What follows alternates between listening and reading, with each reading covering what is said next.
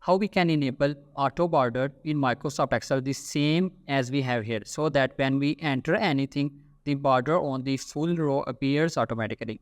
For this, what we need to do, first of all, we need to select the area where we want to apply the setting. Let's say we want to apply till 20th row. So I have been selected area till 20th row. We will go to the home tab, then we will go to the condition formatting. We will go to new rule. In this window, we will go to the last option, use a formula to determine which search format.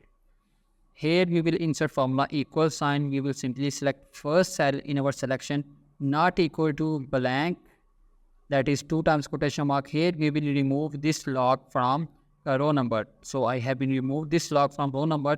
We will go to the format. Here we will go to the border and we will apply border what we want to bring in our setting. Let's say we want to bring this simple border. So I have been applied here. I will go for OK. Again, I will go for OK.